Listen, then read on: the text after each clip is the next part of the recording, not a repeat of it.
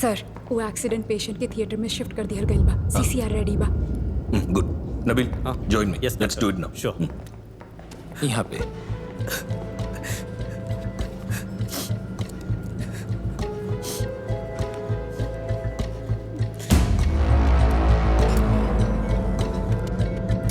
Sister number 11।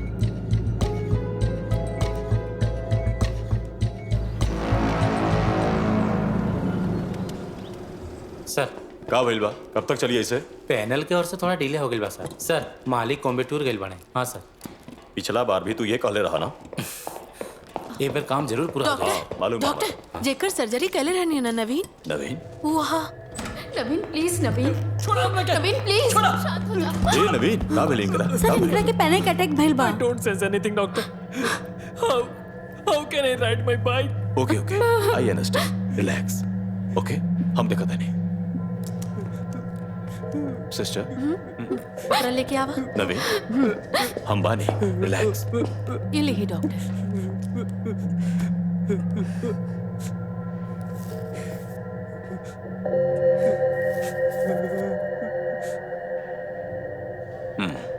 There is no sensation in the right leg. कोनो बड़े problem बका doctor. अरे ना ना ना पोस्ट ऑपरेशन इस तरह के बात होखल नॉर्मल बा। हमने के एक्सपेक्ट कइले रही जा। इनिशियल इंपैक्ट होके के वजह से ब्रेन में भी असर हो सकेला, पर हमार बात माना तू जल्दी ठीक हो जीबा। हमने के बानी जाना। सर अब कहोगे? देखिए रुआ बिल्कुल मत डरी, हमने पूरा कोशिश करता नहीं। आज नवीन के नया रूम में शिफ्ट कर दे। रुआ कहले रहे कि आज इनका बर्थडे है तो आज हमने सेलिब्रेट करब, राइट?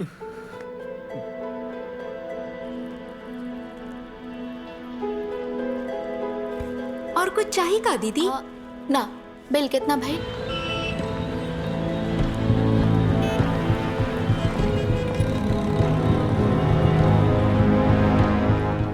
रिपोर्ट डॉक्टर के मत बतलैया, ठीक बा?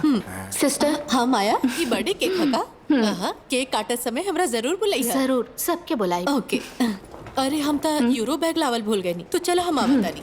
ओके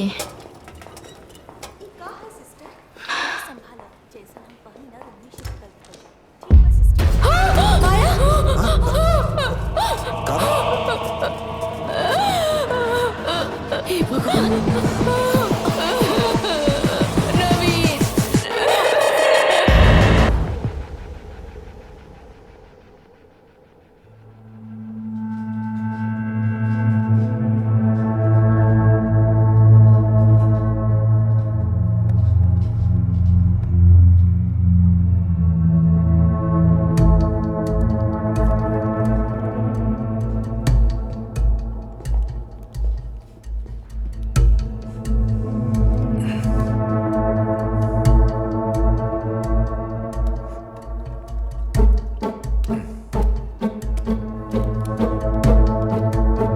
फोरमैन हो सकेला सर, शायद डॉग स्क्वाड ना कैले बा ऐसन लागता।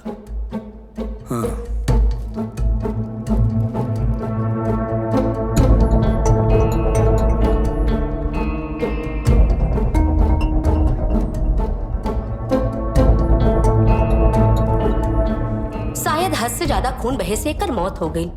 बाकी घाव तो पैर में बा। Why not somewhere else sir?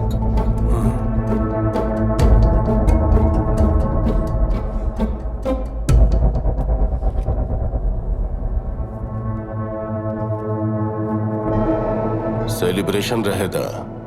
Happy birthday to you.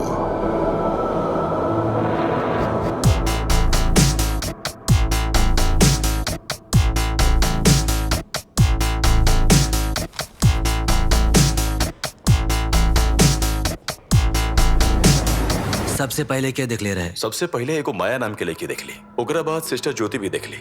वो एक्सीडेंट के बारे में मणि के इन्फॉर्म कैले रहे? हम नहीं जानत सर। हमरा एगो आदमी फोन के कइले। बाऊ आदमी? हमरा नहीं मालूम मैडम, पर उनका नंबर गल्फ के लगत रहे। हमके अच्छा से याद बा, जब हम ऑफिस के बाद अपन घर जात रहनी तब हमके नवीन अपन फोन से हमके कॉल कैले रहले। 4210। ये तो इंटरनेट कॉल बा। स्ट्रेंज। मणि जी सर। ऐसे एक्सीडेंट कॉल आवे पे कौन और हॉस्पिटल में भी ले जा सकता था का? ना सर, अक्सर हम लोग के एजे लेके आईला, काहे कि इन लोग के साथ हमार टाई अप बा। ये हॉस्पिटल के और आपके क्या उसे दुश्मनी? ना जाने नहीं सर, हो भी सकेला ना भी हो सकेला। बात करे के दौरान ही फोन कट गई रहे। रात के करीब 11:50 भइल होगी।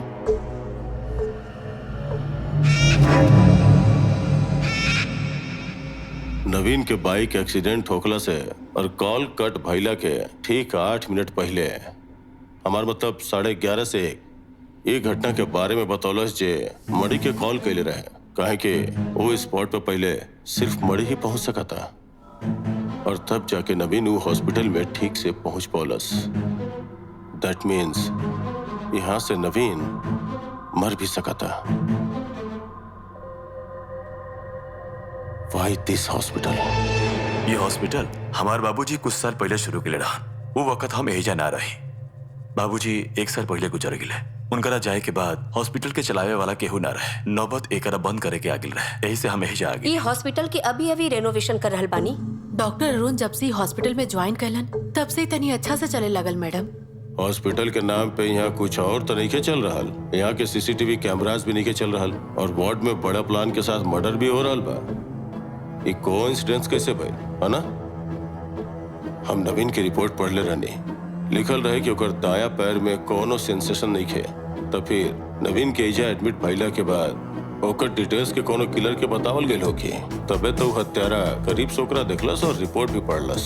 सिस्टर, हॉस्पिटल में एगो पेशेंट के मेडिकल फाइल हेड नर्स के अंडर देख रेख कल जाता ना? जी हाँ। तो नवीन की मेडिकल फाइल कौन नर्स देखत रही या फिर वो फाइल के केकरा दिखावल गल रहे? सर हमनी केहू के ना दिखैले बानी। सिस्टर, पूरा यकीन से कहा ताड़ू?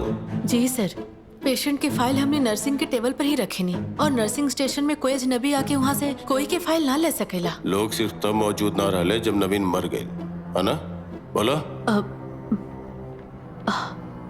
हमारा बेटा। Sorry doctor, you know the protocol. हाँ पूछी। नवीन के क्यों दुश्मन रहे?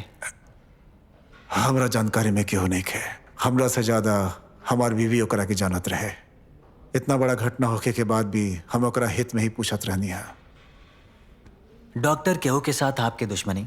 केहू हमार बेटा के हत्या कर दे ऐसा दुश्मनी केहू के साथ ना रहे। जश्न के वैसन ही रहे था। ये तरह के शब्द से आपके कुछ याद आ रहा बा डॉक्टर?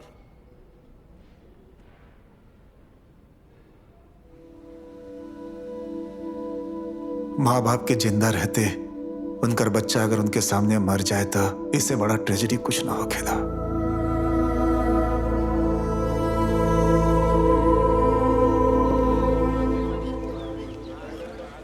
शरीर में ज्यादा चोट होके के वजह से खून के बहाव ज्यादा हो गई बा। यहाँ देखिए, रक्तस्राव से ही मौत भइल बा।